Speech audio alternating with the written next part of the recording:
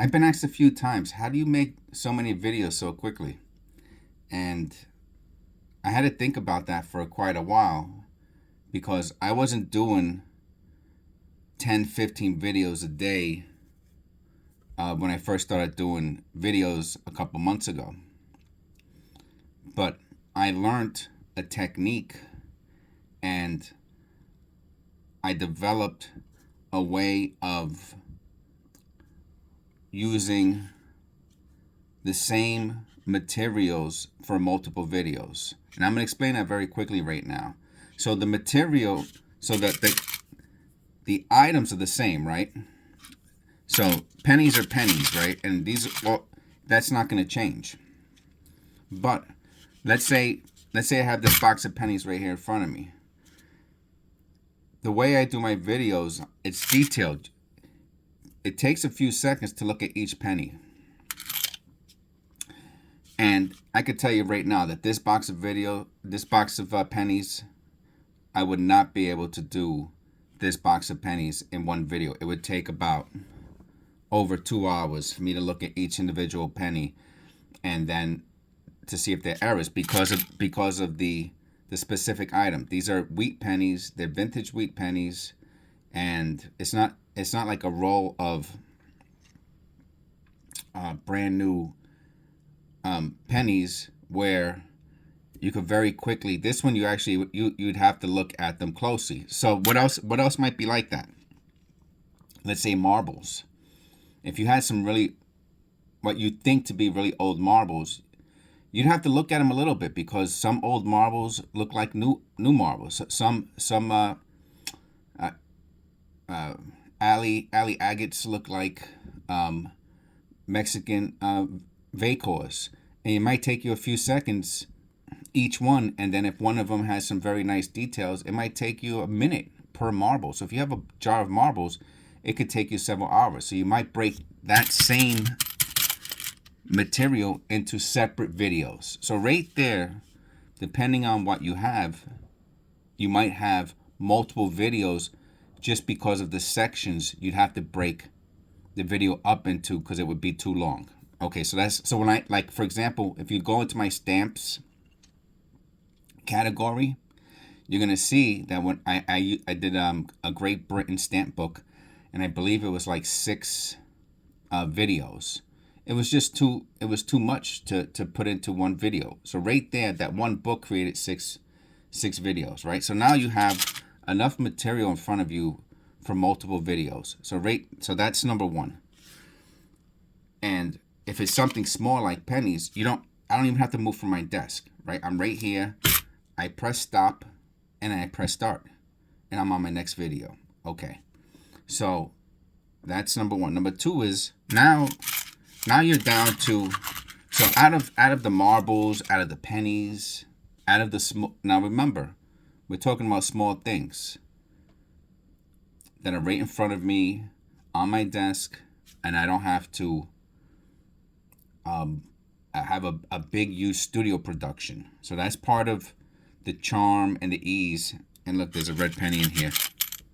I'm doing this video. Oh no, it looked red for a second. It's I get distracted easily, as you can tell. So that's part of the charm and the ease of doing something, small objects that you can have multiple of them inside a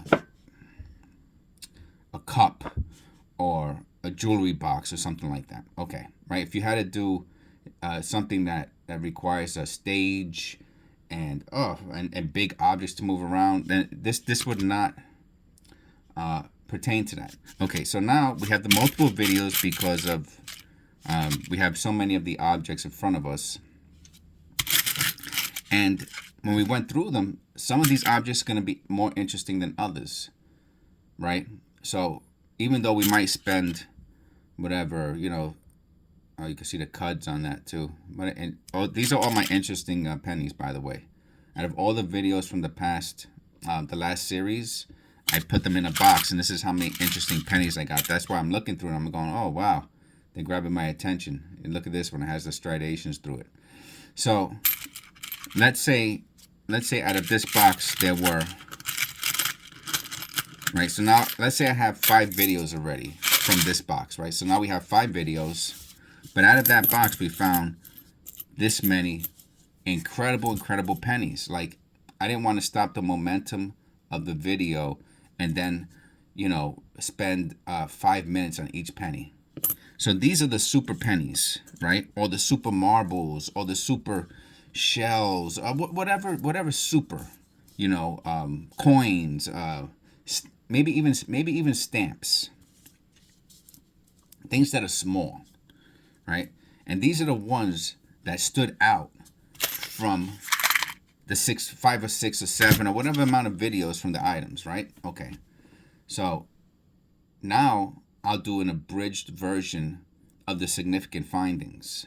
And that's these. So that's another video right there. So now we did 5 videos. Now this is going to be number 6. So now we got 6 videos, right? And let me tell you, my abridged version videos do the best. People prefer to get the most best information into a smaller amount of time.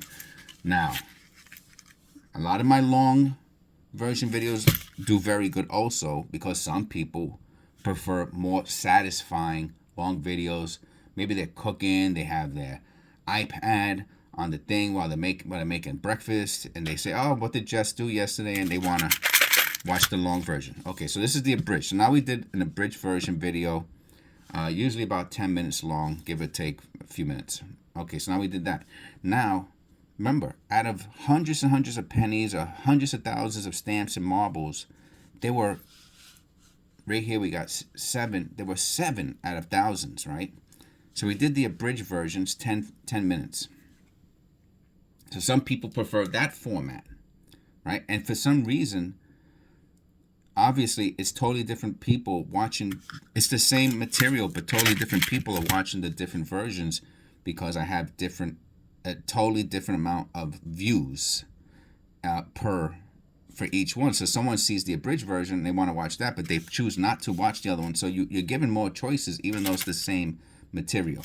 Okay, so now we got the abridged version of the significant findings. But each one of these items in the significant findings is a really good finding. So let's say out of the significant findings, we already identified them as being significant. So I don't want to break them down. What I would do then is I'll do a short on each one. On each one of these pennies, I'll do a short, because there's something interesting about it. And just to go into greater detail of why I'm doing that, first of all, that's common. That is totally normal. There are millions and millions and millions upon maybe billions of shorts on something very small like this. Oh, this is a penny. This is a 1951D. It looks like it's an extra fine condition, and people like watching that. They like clicking on that. They want to see what this penny looks like. And this is an incredible penny. All these pennies in there are incredible. That is such a great condition penny. So they're significant. So in a short, it's perfect content for a short also, because these are significant findings of the marbles, of the pennies, of the stamps. And people really enjoy my shorts. Is where I get all the majority of my subscribers are from shorts. So I did 5 or 6 long versions of the pennies, right? Because I had so many of them right in front of me that I had to break it up. And then I did a 6th or 7th video, and now I'm gonna do 7 more shorts. And the shorts are under a minute, so we have less than 7 minutes of content, and they took less than 7 minutes to create. And that's why I'm able to do 10 to 15 videos in a day. First of all, if you have the material. So the caveat I'm going to put to all this is, number one, you have to have the material. The material has to be interesting. I'm not sure. I don't think. First of all, I've never done a true go to the bank and get the rolls of pennies and put them out in front of me. I've never done that before, so I really don't want to speak to that. Because to me, a lot of those, maybe you'll find one wheat cent in each, in 5 or 10 rolls. So you could probably go through five. So to me, that's not too interesting, and I doubt maybe that there won't even be enough there for a significant video, because there's a good chance that those wheat cents will also not be significant, because it's, maybe you'll find 10 in a box or something, so that, or 5 in a box. So that's a totally different. You have to know your content, what you're doing. You have to have some sort of understanding of what you're doing. I've been collecting coins since I'm a kid.